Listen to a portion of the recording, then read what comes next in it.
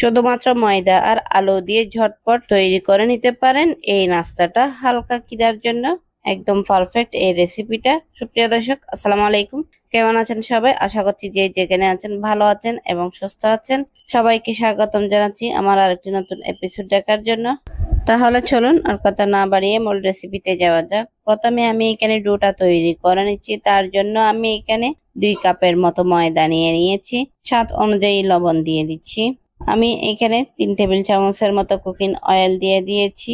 এখন ময়দার সঙ্গে অয়েলটা ভালো করে মিক্স করে নিচ্ছি। এটা ভালো করে মিক্স হয়েছে কিনা এইভাবে মোটো করলে বোঝা যাবে। অয়েলটা কিন্তু মিক্স করা হয়ে গেছে। এ পর্যায়ে আমি 1 গ্লাস পানি নিয়ে নিয়েছি। সেখান থেকে অল্প অল্প করে দিয়ে আমি একটা ডো তৈরি করে নিচ্ছি।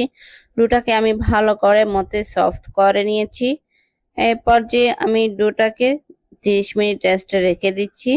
এই পর্যায়ে আমি অফ ক্যামেরায় আলু সিদ্ধ করে গ্রেট করে নিয়েছি। এখন আমি পুরটা তৈরি করে নেব। তার জন্য আমি প্রথমে কুকিং অয়েল দিয়ে দিয়েছি। সামান্য করে আমি 5 ফোড়ন দিয়ে দিচ্ছি। আমি এখানে পেঁয়াজ কুচি দিয়ে দিচ্ছি প্রায় 1 কাপের মতো। পেঁয়াজটা আমি ভালো করে একটু ফ্রাই করে নিচ্ছি যেন পেঁয়াজের র ফ্লেভারটা চলে যায়। তার জন্য আশা করছি আজকের এই রেসিপিটা আপনাদের কাছে ভালো লাগবে। ভালো লাগলে প্লিজ আমার চ্যানেলটা সাবস্ক্রাইব করে পাশে থাকার বেল আইকনটি প্রেস করে রাখবেন, আমাকে সাপোর্ট করবেন। এই পর্যায়ে আমি একটা কাঁচা লঙ্কা কুচি করে রেখেছিলাম, সেটাও দিয়ে দিচ্ছি। দেওয়ার পরে আবার একটু ভালো করে ভেজে নিচ্ছি। আশা করছি আজকের এই রেসিপিটা আপনাদের কাছে ভালো লাগবে। ভালো লাগলে লাইক, কমেন্ট এবং বেশি বেশি করে শেয়ার করবেন।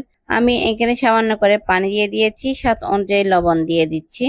1 টিস্পুনের মতো জিরার গুঁড়া দিয়ে দিচ্ছি। আমি চাট মশলার গুঁড়া দিয়ে দিচ্ছি। 1/2 টিস্পুনের মতো হলুদের গুঁড়া দিয়েছি। সামান্য করে আমি 1/2 টিস্পুনের মতো শুকনো লঙ্কার গুঁড়া দিয়ে দিয়েছি। এখন সবগুলো মশলা একসঙ্গে ভালো করে একটু কষিয়ে নিচ্ছি। এই মশলাটা একটু সময় নিয়ে ভালো করে কষিয়ে নিতে হবে। এর পর্যায়ে আমি যে আলুগুলো আগে থেকে সিদ্ধ করে গ্রেট করে রেখেছিলাম সেগুলো এখানে দিয়ে দিচ্ছি। দেওয়ার পরে মশলার সঙ্গে ভালো করে আমি আলুটা মিক্স করে নিচ্ছি।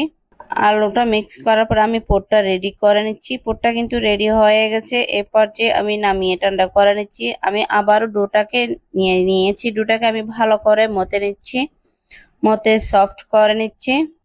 সকালের নাস্তা বা বাচ্চাদের টিফিনে এই রেসিপিটা ট্রাই করতে পারেন। এটা ছোট বড় সবারই পছন্দ হবে। পুরে ভরপুর মুখরোচক একটা রেসিপি। দেখতে যেমন সুন্দর, খেতেও কিন্তু অনেক টেস্টি। বানানো একদম সহজ। আমি একটা পাতলা করে রুটি বেলে নিয়েছি। এরপর যে পুরটা আমি রেডি করে রেখেছিলাম সেটা দিয়ে দিয়েছি। দেওয়ার পরে আমি আবার একটা ছোট্ট বলের শেপ করে নিয়েছি রুটিটাকে। পুরটা দেওয়ার পরে আমি আবার একটু বেলে নিচ্ছি। এই পুরিটা খেতে কিন্তু অনেক টেস্টি। তৈরি করা একদমই সহজ। আপনারা এইভাবে একবার হলে বাসায় ট্রাই করবেন। আর আজকের রেসিপিটা আপনাদের কাছে কেমন লেগেছে অবশ্যই কমেন্ট করে জানাবেন। এখন কিন্তু ভাজার পালা। ভাজার জন্য আমি আগে থেকে অয়েলটা ভালো করে গরম করে নিয়েছি। এখন একটা একটা করে দিয়ে দিচ্ছি। চুলার ফ্লেমটা কিন্তু মিডিয়ামে রেখে এই পুরিগুলো ভেজে নিতে হবে। এগুলা কিন্তু ভাজা হয়ে গেছে। এখন পরিবেশনের পালা। আমি আপনাদেরকে পরিবেশন করে দেখাচ্ছি। দেখেন দেখতে কত কাস্তা হয়েছে এই পুরিটা। আসলে এই পুরিটা আপনারা যদি বাসায় ট্রাই না করেন তাহলে বুঝতেই পারবেন না এটা খেতে কতটা টেস্টি।